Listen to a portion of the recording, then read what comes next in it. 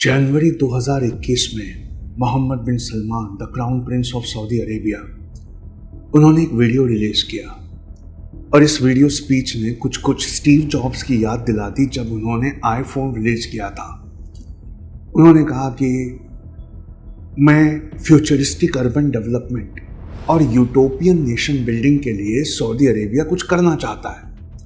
Utopian मतलब एक ऐसा आइडियलिस्टिक नेशन बिल्डिंग जहां सबको बराबरी का हक हो। उनके प्लान बहुत एम्बिशियस थे।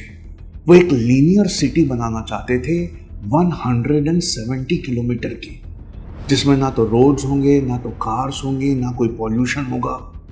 और इसे वो सिविलाइजेशन रिवॉल्यूशन कह रहे थे। इस 170 किलोमीटर लंबी सिटी में 1 मिलियन पीपल वहां रहेंगे। लेकिन सिर्फ वो एक चीज नहीं थी जो स्पीच की बड़ी खास बात थी, बल्कि उन्होंने ये भी बताया कि इतनी बड़ी सिटी में 10 लाख लोगों तक वो पीने का पानी कहां से पहुंचाएंगे। और किंगडम ऑफ सऊदी अरेबिया जो one of the driest places on earth है, दुनिया की सबसे सूखी जगह है, वहां वाटर स्कैरसिटी, पानी की कमी आपको हर जगह देखने को मिल जाती है।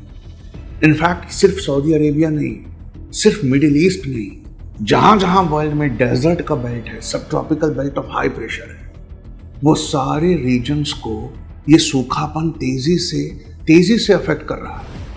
और एक्सपोनेंशियल पॉपुलेशन इंक्रीज हो रही है, एनवायरमेंटल इम्पैक्ट्स हो रहे हैं और ग्रोइंग डिमांड है इस स्कार्सर रिसोर्स की। स्कार्सर रिसोर्स मतलब बहुत कम मिलने वाला रिसोर्स, जिसे हम पानी कहते हैं। कंट्रीज यहाँ पर तरह तरह के एक्सपेंसिव दिमाग लगाती हैं, लेकिन उसमें से एक हाईली कंट्रोवर्शियल और बहुत एक्सपेंसिव है, जिसे हम कहते हैं डीसैलिनाइजेशन, मैन मेड डीसैलिनाइजेशन। हम सब जानते हैं कि डीसैलिनाइजेशन कैसे काम करता है। आप समुंदर में से पानी को पंप करिए, उसमें से सॉल्ट को निकालिए और पीने लायक फ्रेश वाटर इंसानों को दीजिए जहां भी उसकी जरूरत हो। पीने से ज्यादा फ्रेश वाटर का कंजम्पशन इरिगेशन में होता है। मतलब वाटर सिक्योरिटी जब आप कहते हैं ना, तो वो सिर्फ वाटर सिक्योरिटी नहीं है, बल्कि फूड सिक्योरिटी भी है। और डीसैलिनाइजेशन करने के दो ही तरीके हैं। पहला थर्मल डीसैलिनाइजेशन, ये एक ट्रेडिशनल मेथड है, लेकिन इसमें जितना पानी नहीं बनता उससे ज्यादा फ्यूल लगता है उस पानी को गर्म करके उसकी भाप, स्टीम बनाने के लिए। तो ये एनवायरमेंटली एब्सोल्युटली डिजास्टर है, फ्यूल को जलाकर पानी को उबालना और उबले हुए पानी को इंडस्ट्रियल स्केल पे जमा करना लोगों की प्यास बुझाने के लिए। लेकिन एक और सोफिस्टिकेटेड और डोमिनेंट टेक्नोलॉजी है जिसे हम कहते हैं रिवर्स ऑस्मोसिस। इसमें क्या किया जाता है, हाई प्रेशर में सॉल्ट वाटर को पुश किया जाता है through a semi permeable membrane. Semi permeable membrane में से जब वो निकलता है तो सॉल्ट वहां फंस जाता है और फ्रेश वाटर बाहर आता है। आरओ मेम्ब्रेन सिस्टम, इसमें एनर्जी कम लगती है, लेकिन पुश करने के लिए फिर भी एनर्जी लगती है। लेकिन इसका एक बहुत बड़ा ह्यूज कॉस्ट है जो इकोनॉमिकल और एनवायरमेंटल दोनों है। थर्मल डिसैलिनाइजेशन में तो एनवायरमेंटल और इकोनॉमिकल बहुत ज्यादा है, ग्लोबल एनवायरमेंटल कॉस्ट है, और इस बात पर ज्यादा डिपेंड करता है कि आप वो आग कैसे जला रहे हैं जो पानी को उबाल रही है। मिडिल ईस्ट के पास फ्यूल की, फॉसिल फ्यूल की, पेट्रोलियम की कोई कमी नहीं है और वो इसे जला जला कर ही अपना पीने लायक पानी बनाते हैं। तो ग्लोबली कंबाइंड आउटपुट सिर्फ सऊदी अरब ऐसा नहीं करता, दुनिया में 173 कंट्रीज के पास डीसैलिनाइजेशन प्लांट है। मतलब वो समुद्र का पानी लेकर उसे उबालते हैं। तो कंबाइंड आउटपुट 173 कंट्रीज का 76 million tons of carbon dioxide per year. By 2040 ये 3 गुना बढ़ने की पूरी उम्मीद है कि ये 3 गुना से ज्यादा बढ़ जाएगा। And on the local scale जो सेमी परमिएबल मेम्ब्रेन वाला भी मेथड है, उसका भी एक बहुत बड़ा कॉस्ट है। पानी जब फ्रेश वाटर निकल जाता है और पीछे नमकीन पानी जिसमें नमक बहुत ज्यादा होता है वो छूट जाता है, उसे हम कहते हैं हाइपर सलाइन ब्राइन। ब्राइन मतलब निहायत ही सॉल्टी, नमकीन, और हाइपर सलाइन मतलब बहुत ज्यादा। तो जैसे ही आपने फ्रेश वाटर निकाल लिया और ये हाइपर सलाइन ब्राइन पीछे छूट गया, इसे majority of the countries ocean में वापस डंप करती हैं। क्यों? आप लैंड में से जहां भी डंप करेंगे वो लैंड हमेशा के लिए बंजर हो जाती है, बैरन हो जाती है। लेकिन जैसे हम ओशन में डालते हैं, as it is much denser, ये बहुत भारी होता है than the sea water, so it sinks to the bottom of that particular ecosystem. और वाटर भारी है क्योंकि उसमें सॉल्ट है, जैसे ही सिंक करता है नीचे का पूरा इकोसिस्टम डैमेज कर देता है। ऐसे तालाबों में और ऐसे समुंदरों में सॉल्ट कंटेंट बेतहाशा बढ़ जाता है और ऑक्सीजन कंटेंट प्लमेट यानी नीचे आ जाता है सॉल्ट की वजह से। और जैसे ही ऑक्सीजन नीचे आता है पूरा इकोसिस्टम वहाँ खत्म हो जाता है। तो डिसैलिनाइजेशन के लिए ये दो बहुत बड़े कॉस्ट आपको प्रोवाइड करने पड़ेंगे। तो ऐसा है कि बहुत सारी कंट्रीज इस बात से भी परेशान है कि एक ही रिवर वो सारी मिलकर शेयर करती हैं। जैसे मिडिल ईस्ट में तो सऊदी अरब में एक भी रिवर नहीं है, और इजिप्ट में फॉर एग्जांपल डिसैलिनाइजेशन इंडस्ट्री के बारे में इजिप्ट बहुत ज़्यादा सोच रहा है। क्यों? क्योंकि उनका भी पॉपुलेशन रैपिडली ग्रो हो रहा है और नाइल के आसपास सूखा पड़ने लगा है। डिसैलिनाइजेशन करके अपना पानी बनाकर नेबरिंग इथोपिया अपस्ट्रीम, जहाँ से नाइल रिवर आती है, अपस्ट्रीम इथोपिया, वो हमेशा से अपना पानी मांग रहा है। तो इथोपिया से इस बात की लड़ाई होने के भी बड़े अंदेशे हैं। इंडिया को भी बांग्लादेश के साथ एक दिन ऐसा ही देखना पड़ेगा। तो GERD डैम प्रोजेक्ट है जो उनका मैसिव प्रोजेक्ट है। वो GERD डैम नाइल का इतना पानी रोक लेता है कि इथोपिया कंप्लेन करता है। इसलिए इजिप्ट भी डिसैलिनाइजेशन करना चाहता है। और इजराइल ड्रॉट और ओवर पंपिंग करके उनकी एक अंडरग्राउंड सी है जिसे कहते हैं सी ऑफ गैलीली, वो बिल्कुल खत्म होने की कगार पे आ गए हैं। और ये खत्म होते ही इजराइल ने जो कब्जा किया है बिगेस्ट फ्रेश वाटर रिजर्वायर पे, वो भी हमेशा के लिए खत्म हो जाए।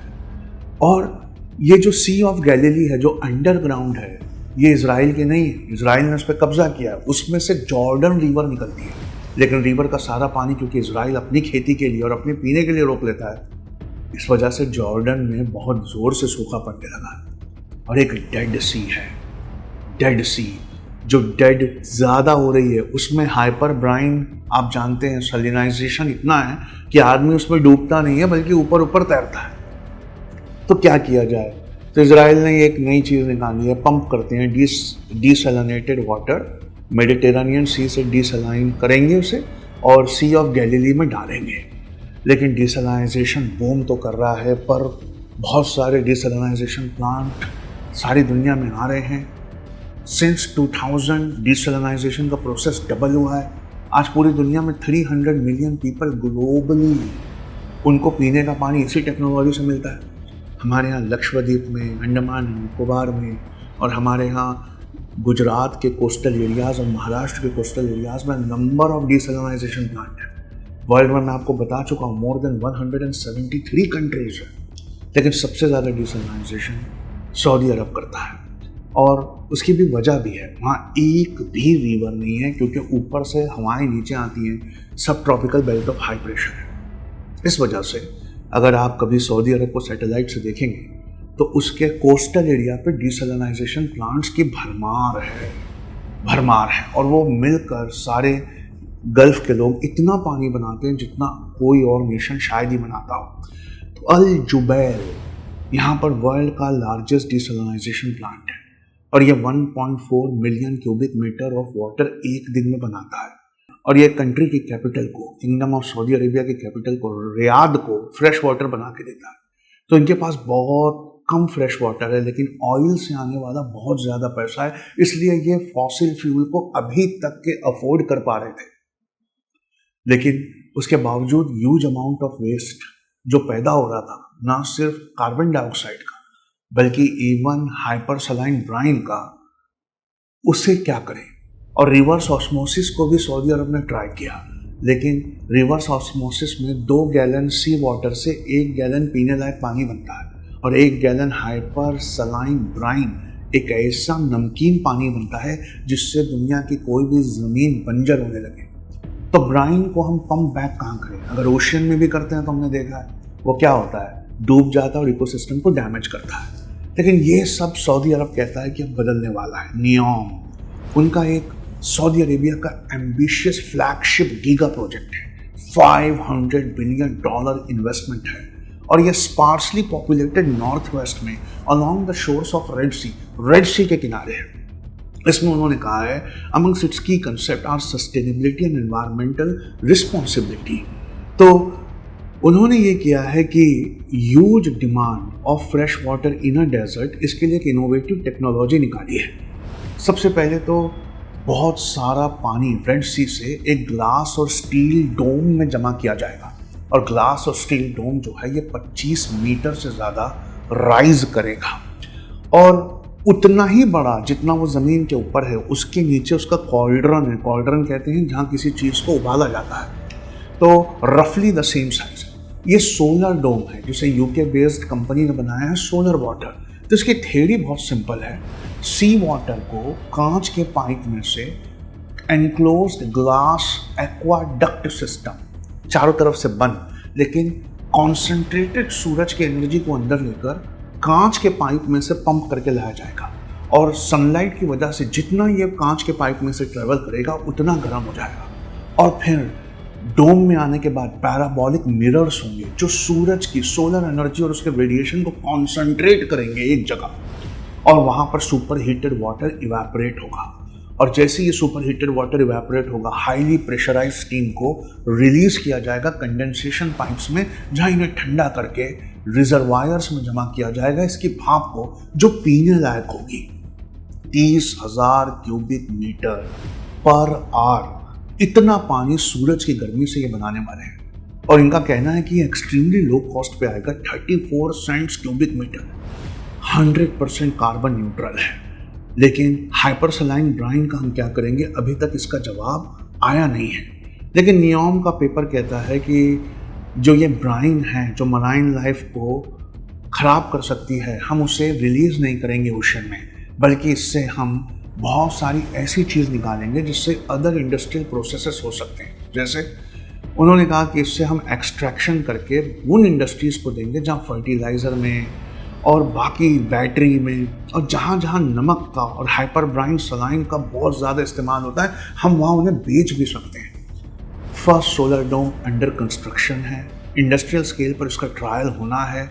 नियॉम सोलर डीसैलिनाइजेशन प्रोजेक्ट की तरफ दुनिया की सारी निगाहें लगी हुई हैं, क्योंकि अगर ये सक्सेसफुल हो जाता है और इसके ब्राइन का प्रॉब्लम सच में सॉल्व होने लगता है, जैसे सोलर वाटर यूके की कंपनी कहती है, एक दिन हम कार्बन न्यूट्रल एग्रीकल्चर देंगे और रिफॉरेस्टेशन करेंगे मिडिल ऑफ द डेजर्ट के बीच में रिफॉरेस्टेशन करेंगे। देखना यह है कि ये कितनी बात सच होती है। पहला 2021 में काम पूरा होते होते कोरोना की वजह से डिले हो गया। अब देखना है जब ये काम पूरा होता है तो चीपर वाटर स्कैरसिटी को दूर करने के हमारे पास क्या अंदाज होते हैं। मिडिल ईस्ट ही नहीं, इंडिया का राजस्थान ले लीजिए आप, पाकिस्तान पूरा सूखने लगा है, और जैसे जैसे हम ग्लोबल वार्मिंग बढ़ा रहे हैं, सॉइल अपने मॉइस्चर को खोती जा रही है। तो क्या साइंस और इनोवेशन का इस्तेमाल करके कुछ ऐसा किया जा सकता है? आने वाले ज़माने की एजुकेशन का सिलेबस ये नहीं होगा जो 60s और 70s में बने सिलेबस में था, how to cut down jungles नहीं होगा, बल्कि उसके अलावा ये होगा how to irrigate the deserts. तो आप भी कैरियर ऐसी चीज़ में बनाइए जो वर्ल्ड को और रहने लायक बनाए, तब आपकी वैल्यू इतनी बढ़ जाएगी कि सारी दुनिया की कंपनीज आकर आपको अपने साथ ले जाएंगी। I hope you understand.